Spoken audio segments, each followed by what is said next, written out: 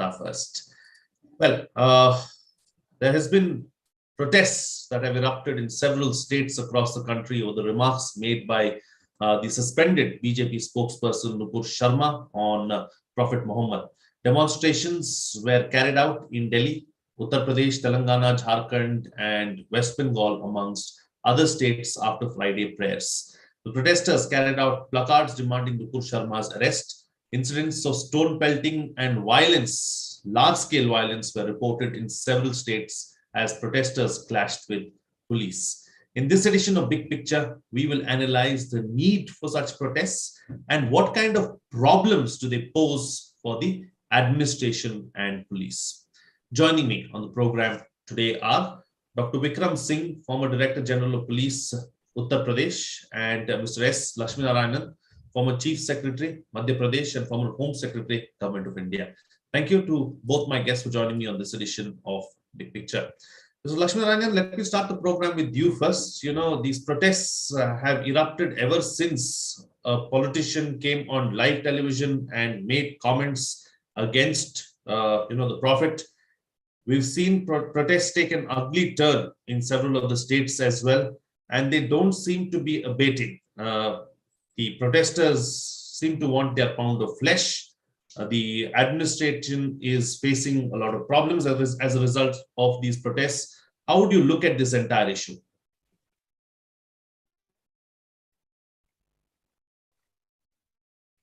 Well, I think there's a problem with the connection with Mr. Lakshminarayanan. Dr. Singh, let me come across to you now in the meantime and try and get this addressed by you. You know, what kind of... Mr. Lakshminarayanan, if you can hear me, yeah, go ahead. Go ahead. Are you able to? Yes. Yes, sir. Please go ahead.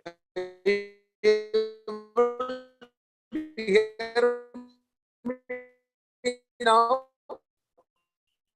Slightly, but I think there is a problem with the connection. Let me go across to Dr. Singh while you try and fix that line. Dr. Singh, made out. I'm not thinking of what Nupur Sharma stated in TV. Yes.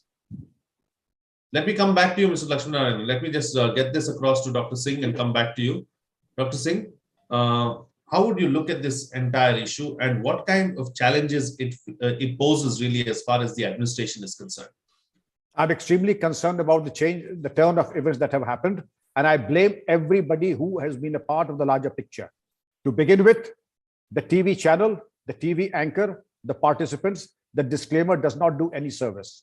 Then are also all the politicians who want to fish in the troubled waters. Number three, the police forces who were caught on the wrong foot, 90 agitations, 14 states and 21 districts. This is a question mark on the law and order machinery of the country. How could you be allowed to allow grass to grow underneath your feet when you knew that something like this is brewing in the air? How could it possible that such large-scale disturbance did happen? And now there is a call for fresh round of disturbance on the next Friday. I do hope that they're fully prepared now and geared up. During the course of our discussion, I'll say what went wrong with our preparations and what we could have done better. Absolutely. You know, Dr. Singh, since we are here now, let's talk about the kind of protests and how they have turned violent. You know, suddenly you have instances of stone pelting, and then the administration and the police are forced to react. What happens in a situation like this? Is there a standard operating procedure that is followed?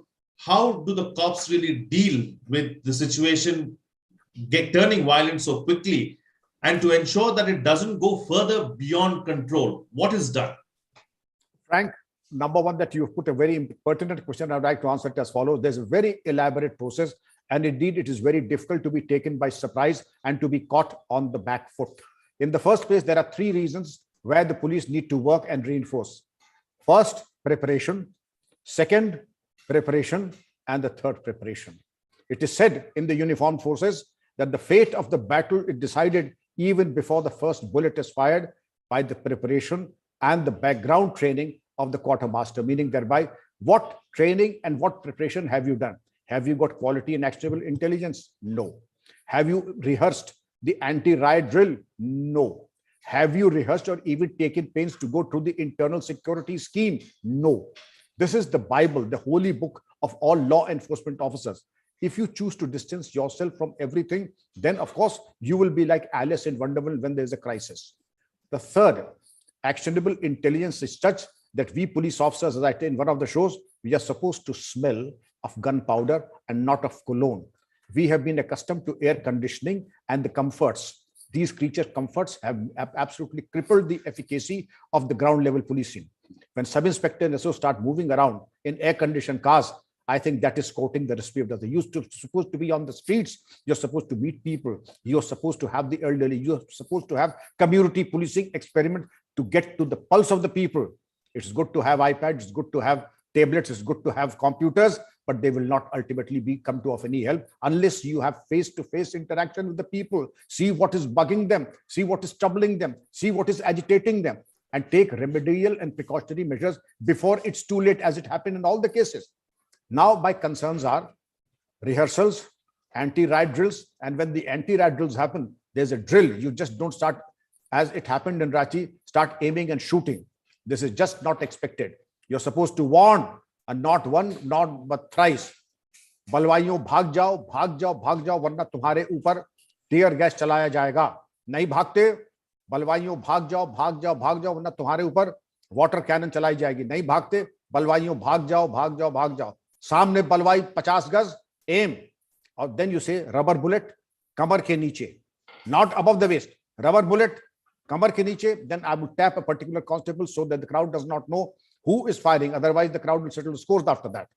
And then he will take a shot ऐसे कि जिसके चार खाने की कमीज, कमर के नीचे, घुटने के ऊपर aim, और उसको गोली चलाओ. Then it doesn't work. Then you ask solid bullet, not in the air, because when I fire in the air, I'm taking a calculated risk. It will hit a bystander, people on the balconies, people on rooftops, who are nothing but mute spectators to what's happening. Therefore, it has to be aimed, targeted, and the main culprit has to be identified. And again, below the vest, not out of vengeance, not out of malice, not because he has hurled a brick and injured me or my constable. It does not happen that way. We are not bloodthirsty. We have to be surgical in the approach, and the surgical approach is identify the culprit, ask the constable or the gunman to fire at that person, again below the waist, not on the vital parts. Absolutely. Thank you for taking us through those SOPs, Dr. Singh, and letting us know exactly what happens in a situation like this from a police point of view and a police perspective. Let me go across to Mr. Lakshminarayanan, who's joined us once again. Mr. Lakshminarayanan, you were making an opening comment, earlier when we got disrupted because of the internet connectivity. Go ahead, please. Sir, at the outset, I am not approving of either what Nupur Sharma has stated. She could have avoided stating that. And a big issue has been made out of something which is very innocuous and which is being quoted out of Quran only. But in any case, because religious sentiments, whatever may be the religion, should not be hurt. So maybe it is all an exaggerated reaction or an uncalled for reaction. But being minorities, being what they are feeling insecure and they have come out. But I totally agree with the DGP, Dr. Vikram Singh, that the police have to selectively identify all these culprits and hit them hard. Otherwise, this kind of a thing will never get controlled. And invariably, the unfortunate part is I have been also dealing with police, both as a district magistrate as well as a home secretary and all that. The politicians of this country invariably convert all the problems created by them into a problem as police versus the public. Because what will happen is the police in their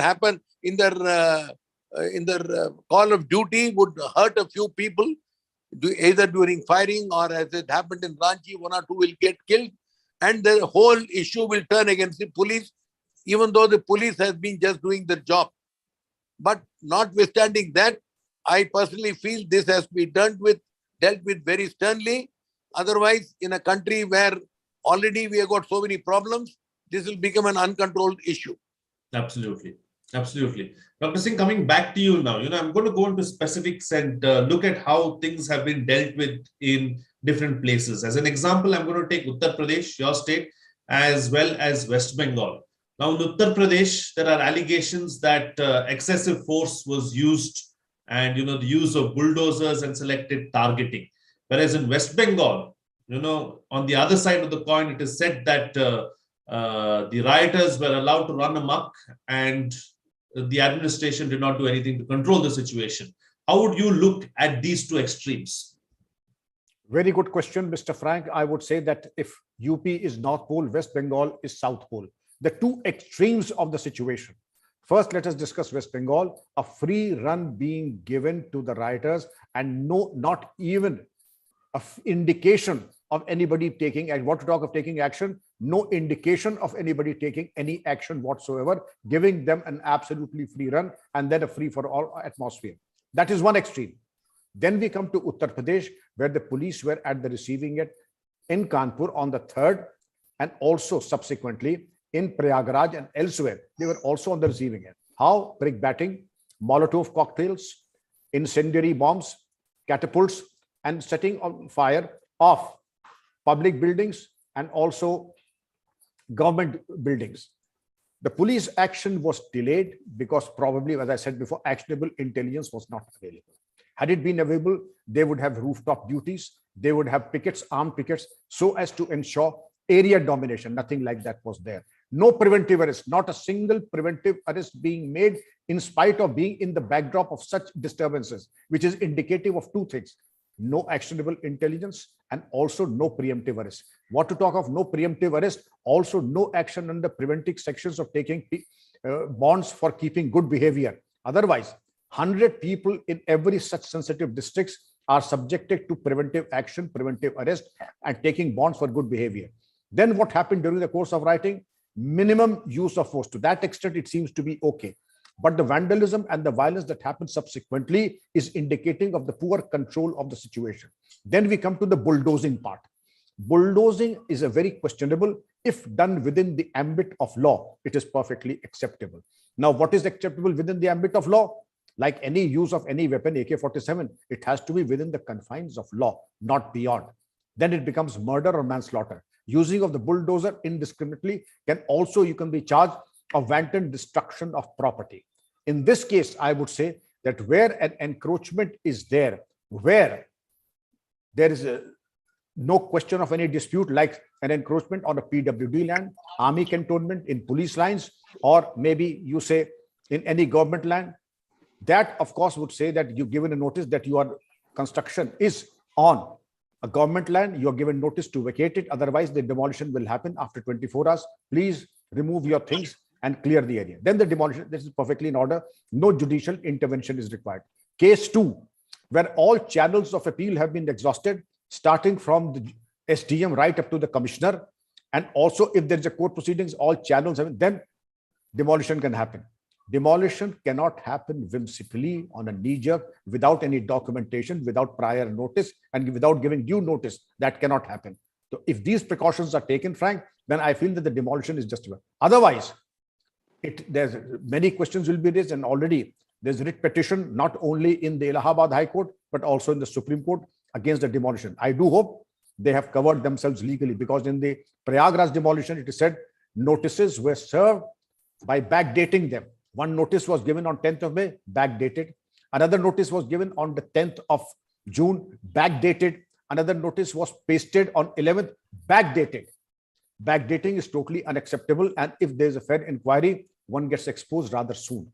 I do hope that the government servants and the senior officers there would do only things what they're expected and paid to do, being absolutely true to the rule book and to the constitution, and not to play to the tunes of any political party or their manifesto. Absolutely. Absolutely. Mr. Lakshminarayanan, let me come back to you now and talk about another aspect as well. Are these protesters and rioters emboldened by the kind of international support they have received? Because after the comments were made, we saw that on the international arena and international front, India received a lot of flack. Now, of course, we have gone into diplomatic overdrive and we are trying to handle that issue there as well. But how much of what is happening abroad having an impact here on the ground in India? Sir, whatever is happening abroad has a great impact in India. because we have been having very good relationship with the Middle Eastern countries and the Arab nations. We import all our palm oil from Malaysia and Indonesia. So all these countries have come up in protest. We need to, by going on a diplomatic overdrive, assuage all their apprehensions, tell them that nothing really has happened. The person, unfortunately, whosoever has, unintentionally hurt the feelings of the Muslims, have been removed from the party or suspended from the party. Whatever criminal action as per the law of the land has to be taken is being taken. And the Muslims and minorities are absolutely safe. And the Indian government stands by our constitution, which is totally secular. This needs to be stressed. Otherwise, all the goodwill which our Prime Minister has built over a period of time will all go awry. So it is time that we do as, and then because of all these protests, only these people are getting encouraged. In fact, our media and others also should play a very, very conciliatory and a mediating role. Instead of saying that people are unsafe here, unsecure here, and all that, which is all imaginary, I can say as an ex-Home Secretary that Muslims in India are the safest compared to even in any other country in the world. This being the case, and Hindus are the most tolerant people in the world. They have never entertained any kind of hatred towards other communities. And then Indian police is the most mature and a very balanced force. You can, whatever is accused against the American police that they've got racial bias, they've got all this kind of bias, nobody can say about either the Indian police service or even an ordinary constable that is biased on the basis of religion. This has been the kind of discipline which this country has been imparting to all our police forces, to all our civil servants. This being the case, I think the Arab nations and other people who are making a big issue out of this, they should also understand that we are a highly civilized, democratic and a disciplined country.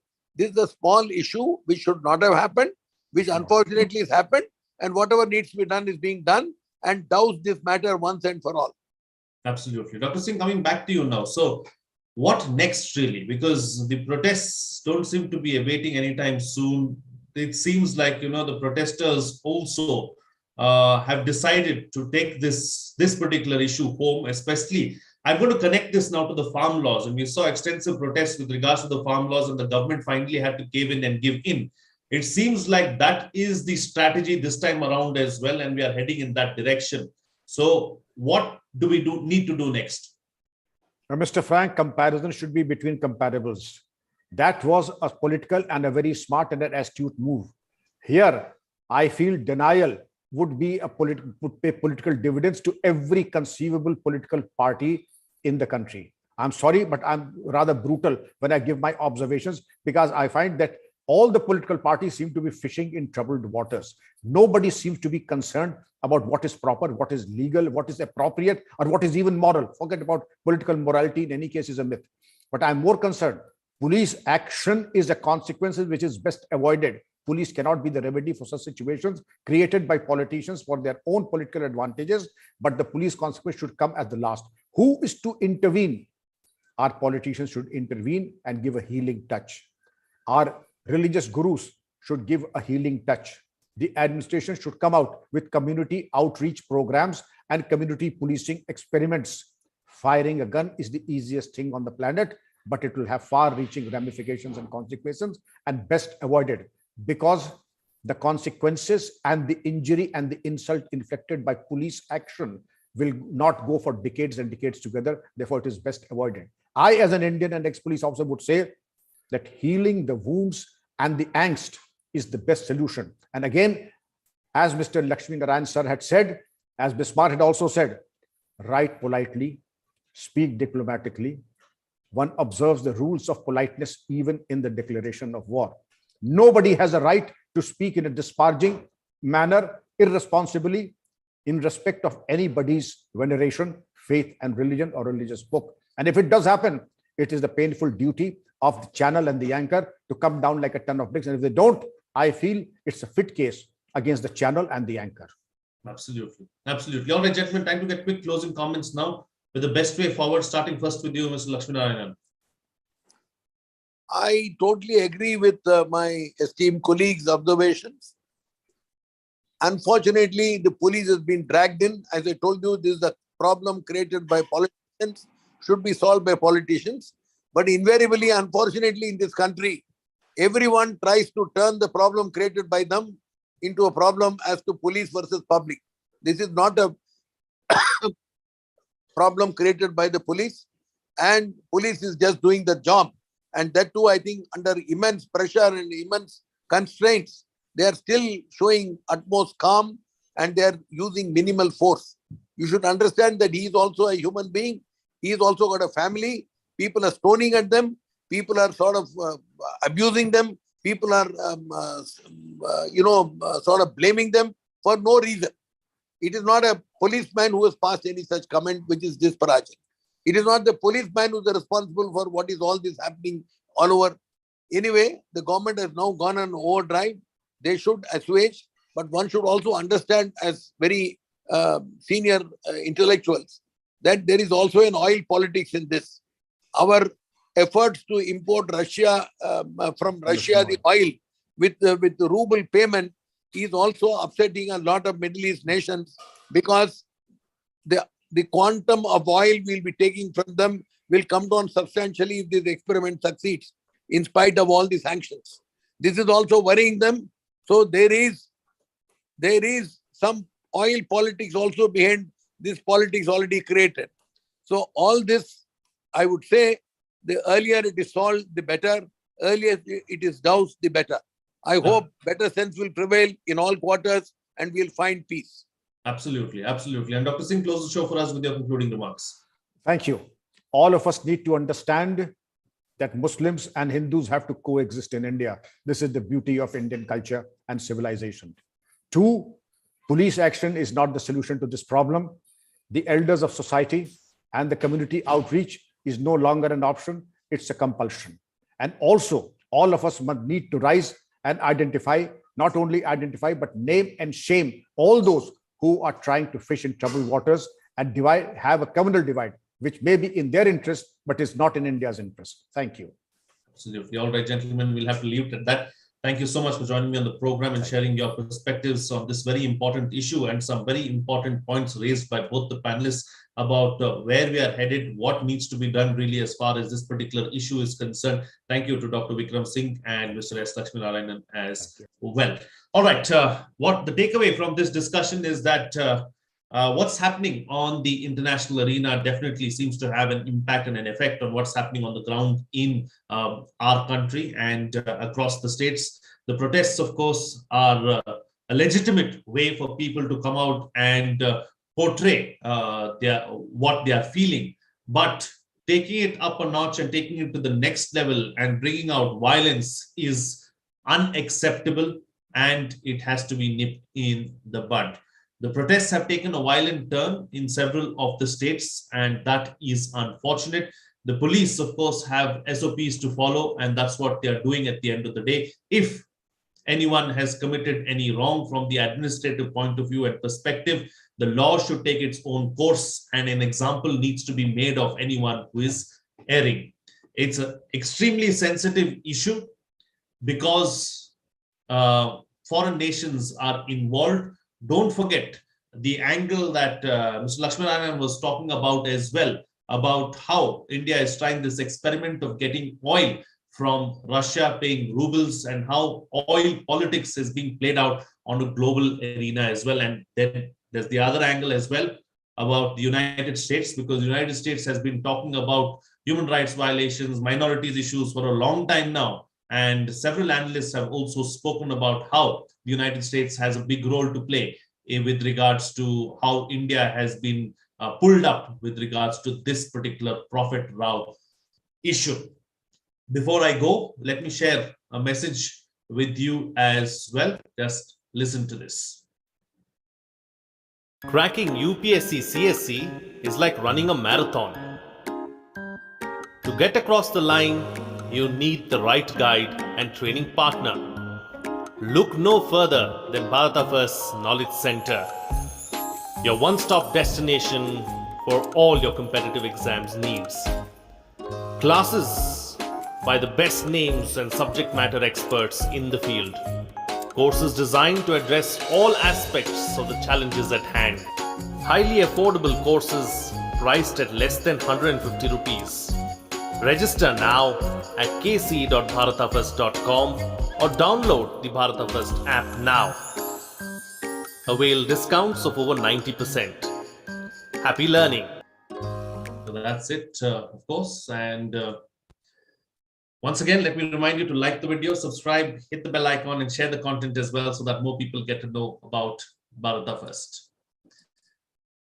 And that's it from me. See you again next time.